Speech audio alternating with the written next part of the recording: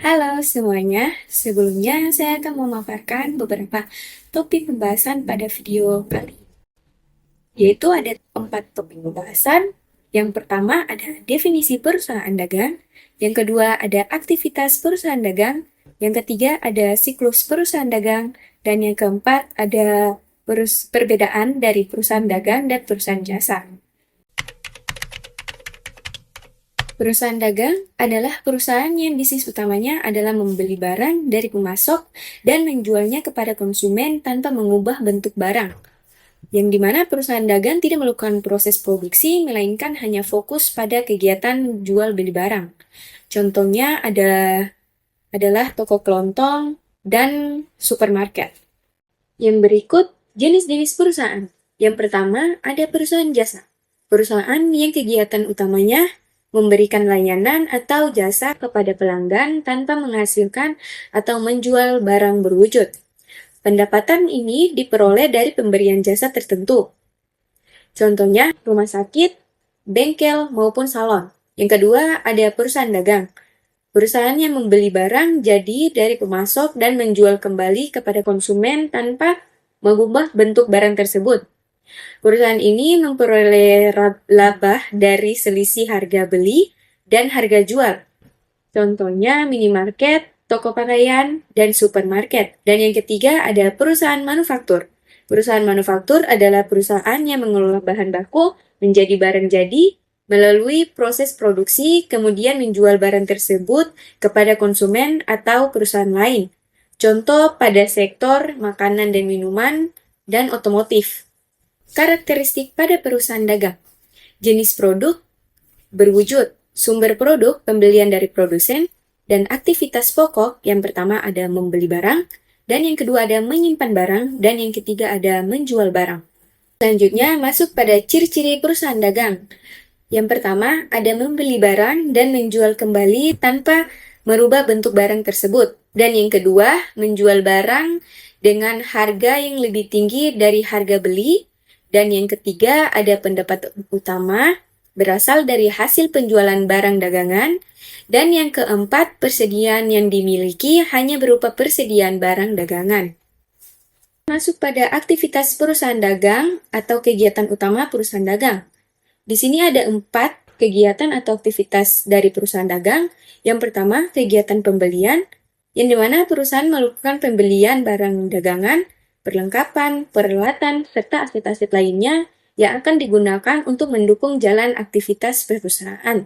Yang kedua, pengeluaran kas. Kegiatan pengeluaran kas merupakan semua kegiatan yang berkaitan dengan pengeluaran uang tunai maupun saldo di rekening bank.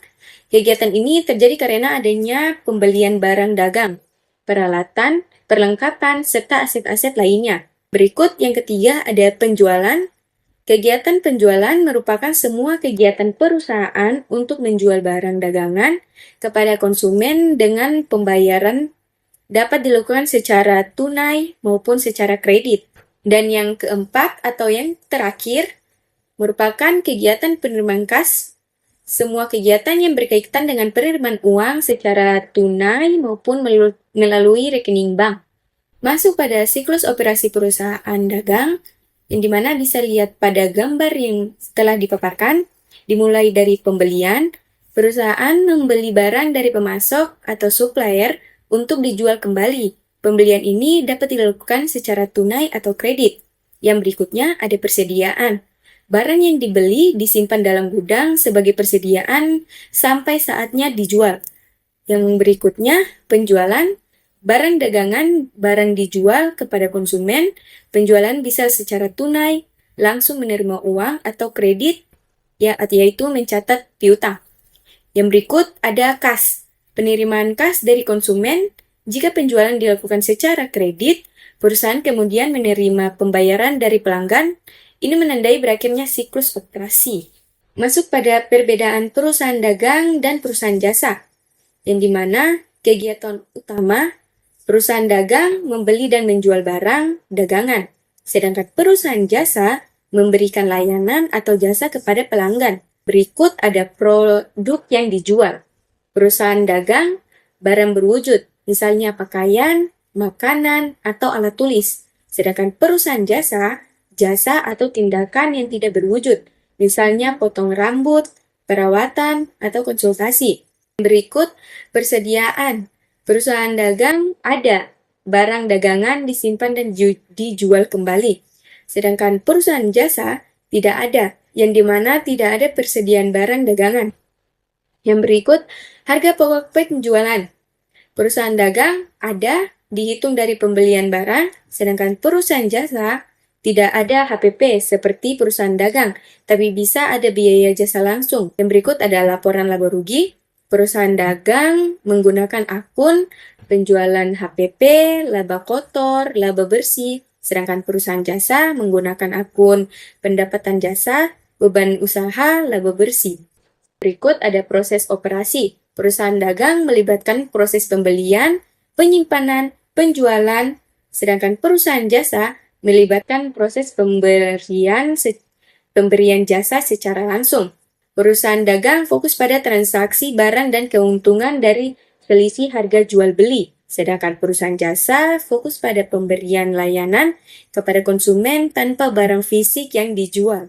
Masuk pada perhitungan penjualan bersih pada perusahaan dagang dengan cara penjualan dikurangi retur penjualan, dikurangi potongan tunai penjualan, dikurangi diskon penjualan, sehingga menghasilkan penjualan bersih.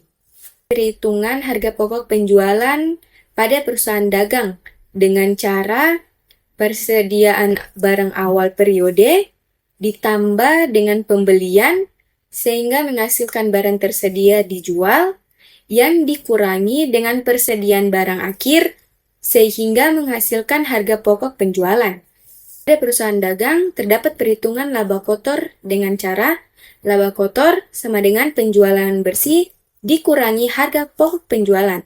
Berikut ada perhitungan laba rugi pada perusahaan dagang dengan cara laba rugi sama dengan laba kotor dikurangi beban operasi. Sekian dari video presentasi saya pada kali ini. Sampai jumpa pada video berikutnya.